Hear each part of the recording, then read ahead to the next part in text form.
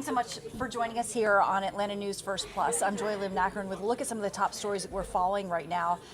The top story for us making headlines at the moment is the controversial Public Safety Training Center. Atlanta City Council will be voting on its funding today.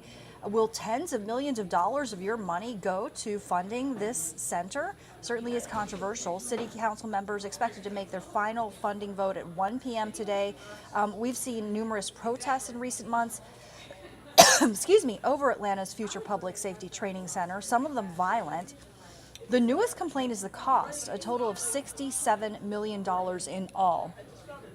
The city says nearly half of that is basically a reallocation of funding because once they have a central site for training police officers and firefighters, they will no longer have to spend money on leasing a variety of buildings across town as training sites. If this afternoon's city council meeting is anything like one a couple weeks ago, we could hear from numerous speakers during public comments, most of them opponents of this project, which could extend the meeting well into the evening. Here's what city council members heard, some of what city council members heard on May 24th. Let's listen.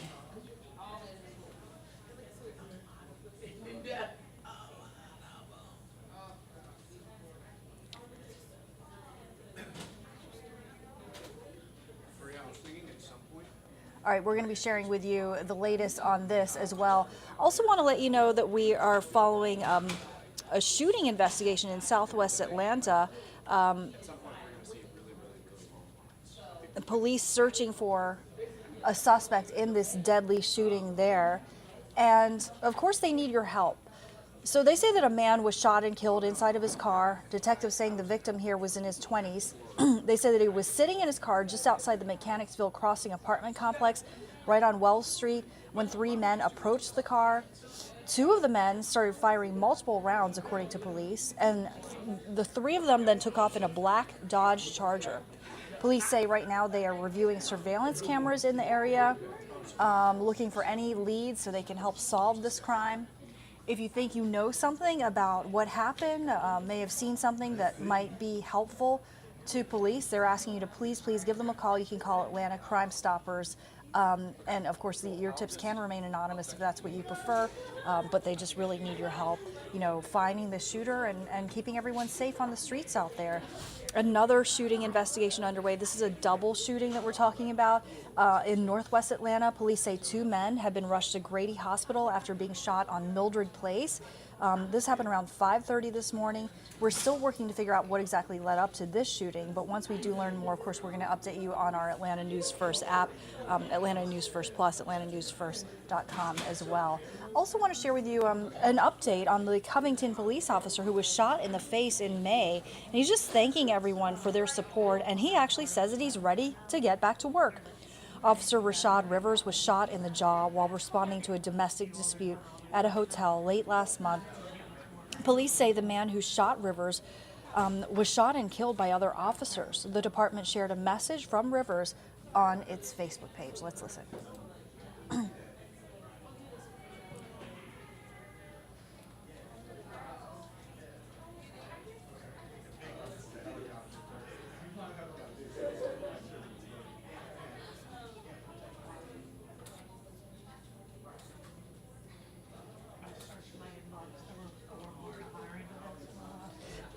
But the department also saying that it's really humbled and encouraged by the community support for Officer Rivers. We're going to keep following that story. I want to show you a look outside now.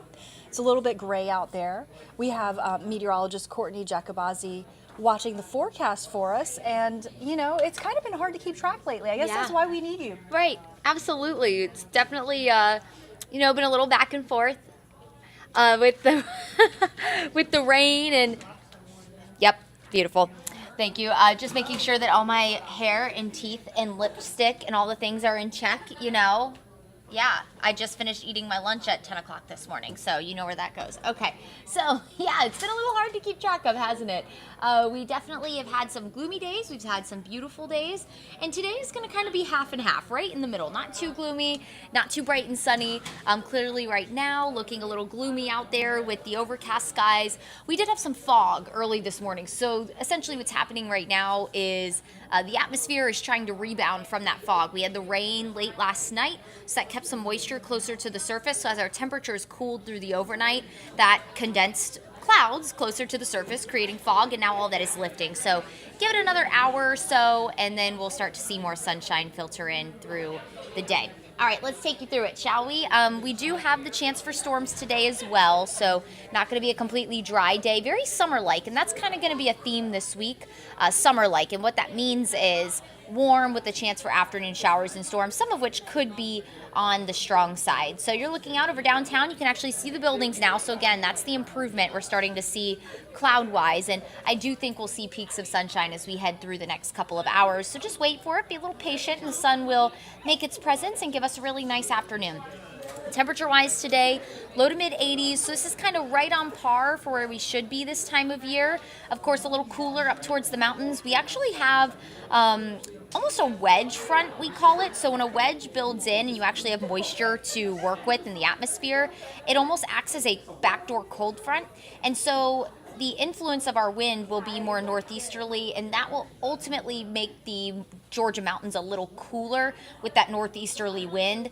Some of that cooler air from that wedge will only make it about as far as Blairsville. So that's why you're going to be near 80 in places like Blairsville. And then for Metro Atlanta, you will be generally in the mid 80s. So a nice and warm day today, not too hot, not too cold. Now we do also have the chance for maybe an isolated strong to severe storm. So again, as that wedge front kind of builds in, again, we call it a backdoor cold front because it essentially brings in rain and storms backwards from the direction we're normally used to when it comes to cold fronts, which is normally northwest to southeast. But again, we'll look mainly northeast of the city today. Yesterday, we looked mainly northwest of the city, but today we'll look at places like Clark County, White County, Townsend Union County for the chance for maybe an isolated strong to severe storm with gusty wind, heavy rain, lightning, maybe even some small hail. So very, again, summer-like setup with the chance for isolated showers and storms. Now, if you're not highlighted in that severe threat, doesn't mean that you don't have the chance for a thunderstorm today. So as we go through the afternoon hours, we'll be dry through about lunchtime. But once we head into the peak heating hours of the day, around 3 o'clock, that's when showers and storms will essentially bubble up. We're going to have enough moisture in the air today that as we start to heat up, the showers and storms will fire up. And we could have some heavier downpours, regardless if a storm is severe or not. If you get caught under one of these thunderstorms, very much like yesterday, you'll probably notice it because it's going to be a pretty heavy rain producer. As we head towards 5, 6 o'clock for your evening commute home, do expect the chance for showers and thunderstorms. So again, for the ride home, you just might run into some rain. And then as the sun sets, we lose that daytime heating. We ultimately quiet down. Could have a few lingering showers and storms through the overnight, but nothing severe should occur through the overnight hours. It does look like any chance for severe weather today will be between 3 and 7 in the afternoon. And again, very isolated threat. Not many of us should see severe weather today, but it is a possibility. So First Alert Weather app would be great to have. It'll let you know if storms are in your area, if a severe storm is in your area. And it's a good tool, especially in the summer months when you and the kids are getting outside or you're headed home from work and you don't want to run into rain. It's just a good tool to have. It'll let you know when rain is in your area or thunderstorms. Now, our rain chances through the week stay pretty limited. About 40% at best. The 40% chance on Thursday is because of a cold front that's going to move through the area. Well, I say cold front. It should be more of a cool front because it's going to briefly and slightly cool us down. But what I think you're going to notice most is it's going to drop our humidity. So our humidity will be slightly higher through the week. It's not going to be oppressively humid where you're feeling like you're swimming when you walk outside the door rather than walking. But it's going to go up slightly, and that's what's going to help give us our afternoon rain chances, which, again, should stay at or below 30% when we're talking just our diurnal heat of the day showers and thunderstorms. That 40% coverage is solely because we actually have a feature of a cold front moving through that could offer us a slightly more widespread rain chance. What it's going to do, thankfully, is cool down our dew point temperatures, which ultimately means our humidity will drop. Take a look at this. We're still not going to be, again, super humid, but dew points will be in the low to mid 60s the next few days, which will be noticeably more muggy than we have been the past couple of weeks.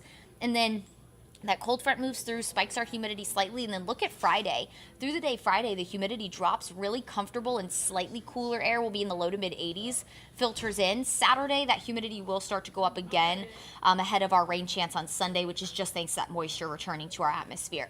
So as the moisture returns back into North Georgia, we'll bring back a small rain chance for Sunday. But Saturday and Friday look great with that humidity lowering.